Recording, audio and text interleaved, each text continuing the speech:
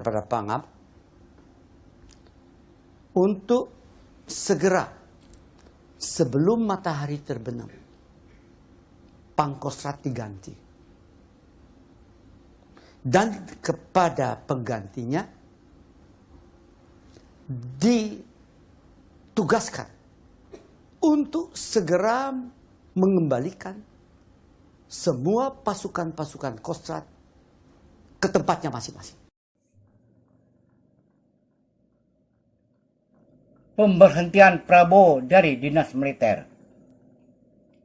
Pada tahun 1998, Dewan Kehormatan Perwira DKP TNI mengusulkan pemberhentian Letnan Jenderal Prabowo Subianto dari dinas militer.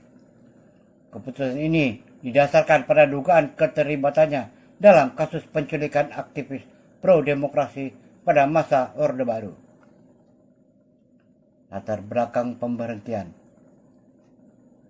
DKP dibentuk untuk menyelidiki dugaan pelanggaran kode etik oleh perwira TNI. Dalam kasus Prabowo, DKP menilai bahwa dia melakukan beberapa pelanggaran serius, antara lain 1. Penculikan aktivis. Prabowo diduga memerintahkan satuan tugas Mawar untuk menculik aktivis pro-demokrasi. 2. Pelanggaran hierarki dan disiplin. Prabowo sering bepergian ke luar negeri tanpa izin atasan dan melaksanakan operasi tanpa koordinasi yang tepat. 3. Pelanggaran etika dan profesionalisme. Tindakan Prabowo dianggap mengabaikan etika perwira dan tanggung jawab komando. Berdasarkan temuan tersebut, DKP merekomendasikan pemberhentian Prabowo dari dinas militer. Rekomendasi ini kemudian diresmikan melalui keputusan Presiden nomor 62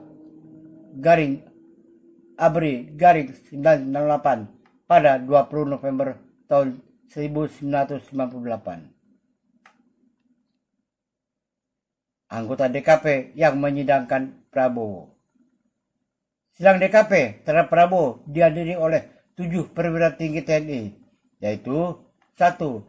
Jenderal Subagio Hadi Sisboyo, Ketua DKP.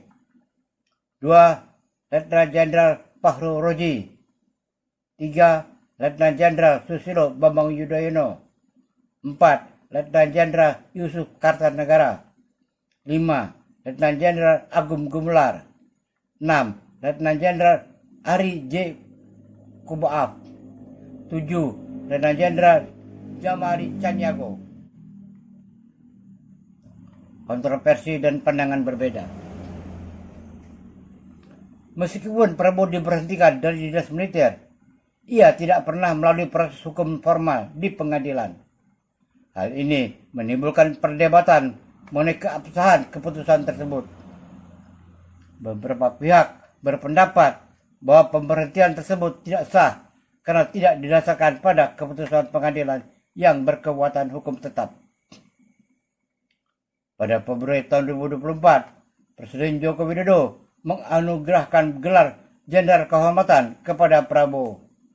Keputusan ini menuai kritik dari berbagai kalangan, termasuk kelompok hak asasi manusia dan aktivis 1998, yang menilai bahwa pemberian gelar tersebut mengabaikan sejarah pelanggaran HAM dan dapat melukai perasaan korban serta keluarga mereka.